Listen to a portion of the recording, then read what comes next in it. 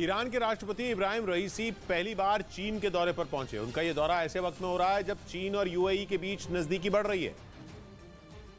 और पिछले साल दिसंबर में तो चीन ने यूएई का साथ देने के लिए ईरान को भड़का भी दिया था। उस वक्त चीन यूएई के उस दावे के पक्ष में खड़ा हो गया था जिसके तहत यूएई ने फारस की खाड़ी में मौजूद 3 द्वीपों को अपना बताया था, जबकि ईरान इन द्वीपों को अपना हिस्सा मानता है। जिसके बाद ये मामला शांत हुआ और शी जिनपिंग के न्योते पर ईरान के राष्ट्रपति इब्राहिम रईसी 3 दिन के दौरे पर चीन पहुंच गए। इस दौरान ईरान और चीन के बीच कई अहम मुद्दों पर बातचीत होगी। लेकिन इन दोनों देशों पर दुनिया भर की नजरें भी टिकी हुई हैं, क्योंकि ताइवान और जासूसी गुब्बारों के मुद्दे पर चीन पहले ही अमेरिका को भड़का चुका है। जबकि ईरान भी अपने परमाणु कार्यक्रम की वजह से इजराइल और अमेरिका समेत कई देशों का दुश्मन बन चुका है। इसके अलावा उसने पुतिन की सेना को अपने खतरनाक शाहिद 136 ड्रोन देकर भी कई देशों से दुश्मनी मोल ले ली है। यही नहीं, हाल ही में चीन ने ईरान से 1500 जंगी ड्रोन खरीदने के लिए भी करार किया था। यानी रूस के बाद चीन भी ईरान के ड्रोन का बड़ा खरीदार बन गया है। लेकिन यही बात कई देशों के गले नहीं उतर रही। ऐसे में दोनों देशों की ये नजदीकी उनके दुश्मन देशों को और भड़का सकती है। इधर बिहार के जमुई से हैरान करने वाला एक वीडियो सामने आया। वहां एक तालाब में बच्चों से भरी एक नाव अचानक पलट गई, जिसे देख वहां मौजूद लोगों के हाथ पांव फूल गए। सामने आए वीडियो में उस नाव पर कई बच्चे बैठते दिखाई दिए। सब कुछ ठीक चल रहा था, लेकिन जैसे ही नाव पर ज्यादा बच्चे सवार हुए उसका संतुलन बिगड़ गया और वो पलट गई, जिसके बाद बच्चे तालाब में फंस गए। हालांकि आसपास मौजूद लोगों ने उनकी मदद की और उन्हें बाहर निकाल लिया। इस दौरान कई बच्चे खुद भी तैरकर तालाब से बाहर निकल आए। गनीमत ये रही कि सभी बच्चे बाल बाल बच गए।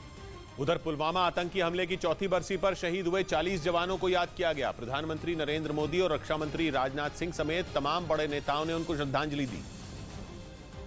जबकि सीआरपीएफ ने पुलवामा के लेथपोरा में मौजूद शहीद स्मारक पर जवानों को नमन किया। इस मौके पर कश्मीर के एडीजीपी विजय कुमार ने पुलवामा हमले में शामिल आतंकियों के खिलाफ जारी सुरक्षा बल के ऑपरेशन के बारे में जानकारी दी। 19 में से 8 टेररिस्ट मारा गया है और 7 जेल में बंद है। विजय कुमार के मुताबिक बाकी बचे 4 आतंकी पाकिस्तान में हैं, जिनकी धरपकड़ के लिए अभियान जारी है।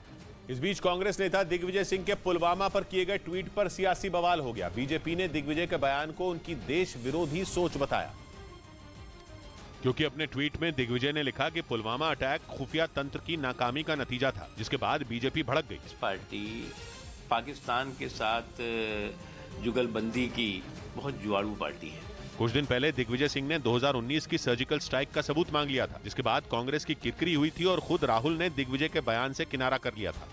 उधर अमेरिका ने चीन पर इतना गंभीर आरोप लगाया कि पूरी दुनिया में खलबली मच गई। अमेरिका ने दावा किया कि अकेला वो ही चीन के गुब्बारे का निशाना नहीं बनाया, बल्कि गुब्बारों के जरिए चीन भारत से लेकर कई खाड़ी देशों तक की जासूसी कर चुका है।